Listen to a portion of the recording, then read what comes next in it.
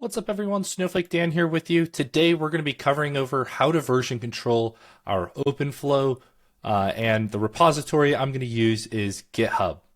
So you can see the tutorial is on the page. This tutorial will be linked in the description below.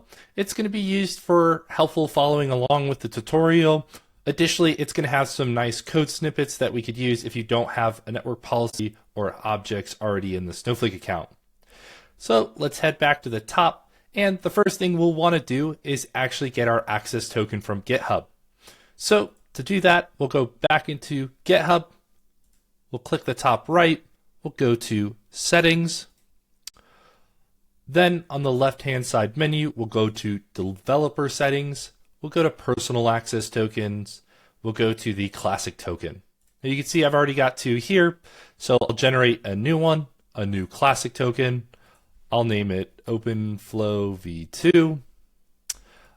You could set your own expiration date. The only thing you'll have to click is the repos, and from there we'll generate the token. Now, don't worry about me showcasing my key. By the time this video goes live, it will be gone. Awesome. So now let's head back to the tutorial. And here we can see the next step is going to be Snowflake. So I have a empty Snowflake account, so I will copy the first part, head over to Snowflake, go to Projects, Workspaces, and I will copy in the code. From here, we'll create a database, a schema called network, so we could store our network policy, and then a warehouse. From there, we can head back to our tutorial. Here, we'll have to copy a external access integration. Now, why do we have to do this? Well, I'm hosted on Snowflake, or my OpenFlow is hosted on Snowflake, which is locked down by default to everything on the internet. So here, what we're saying is we want to create a network rule so that our OpenFlow runtime can access GitHub. Then we'll generate that external access. So here, I'll click Run, and it's been created. So again, we'll head back to the tutorial, and now we'll head into OpenFlow.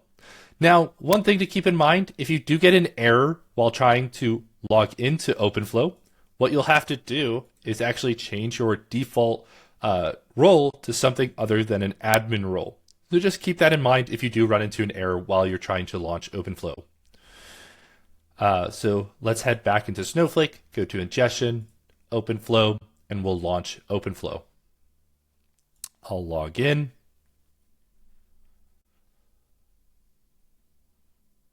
Here you can see we don't have a runtime in place.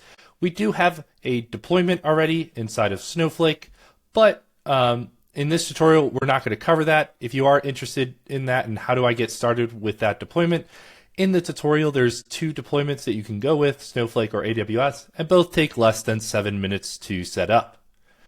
So we'll head back into OpenFlow. We'll go to Run, create a runtime. Then you can see we've got Snowflake here. We'll keep that as our deployment area. Next, we'll give it a name. In this case, I'll call it GitHub. From there, we'll keep it the smallest size. We'll make account admin the role that has access to it. And then from there, we'll select our external access that we created earlier. We'll click Create. And this takes roughly 5 to 10 minutes. And what we'll be looking for is for the state to go from creating to active. Now here, I don't want to watch this, so we're going to fast forward. Perfect, so now we can see it is active, so we can go into that runtime. Now I'll log in. I'll click Allow. And here you can see we are inside of the OpenFlow canvas now. So to get our registry set up, the first step we'll have to do is actually go into controller settings and add our registry client, because these are considered registries. So we'll click the Add Registry, we'll select GitHub, and we'll click Add. Now, what we'll do is we want to edit this registry because it doesn't know what parameters or where to connect to. So we'll head over to Properties, and here you can see it's already filled in the URL for us. What we'll need next is the repository owner. And so if I go back to my repository, head back here, and I'll go to OpenFlow. You can see the repository owner is in the URL. It's also right here. So we'll head back, we'll paste that in. Make sure to not add forward slashes.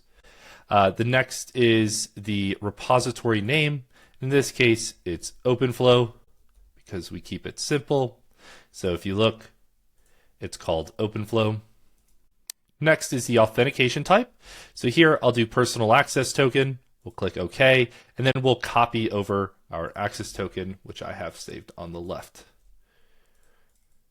Paste that in, we'll click OK, and we could default our main branch to main because that's the only one I work in this repository.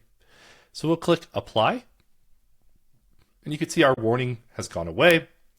So the next thing we'll do is head back to the canvas, and if we wanted to see that it works, we could simply add a registry, and we could switch over to GitHub. Now you can see it's starting to fill in, and additionally you could see some flows inside of here. Now the reason I'm able to see these two flows is because my registry or my repository actually already has two inside of there because I save my connectors and use them in the tutorial. So if I ever wanted to add them again, or I create new ones, I could always load them in. So here you can see SFTP to stage, so we'll add that one in. So we'll do SFTP to stage. You can see my commits already here. I'll simply click import. And now I've already got my connector here with everything that I've had before in the repository. Now, if I ever make a change inside of here, let's say I just delete the first step, I can always go in here, right click, version, and then commit my local changes to it. I could also stop if I don't want to. Also, if I create a new one, I could always add that and start having that version controlled as well. So let's say we call this one Dan, we click add, and I wanted to version control this, I can simply go to versions and start a version control, and then it will push it to GitHub. Awesome. So this has been using GitHub, or really using a Git repository inside of OpenFlow, which is in Snowflake. Thanks for watching.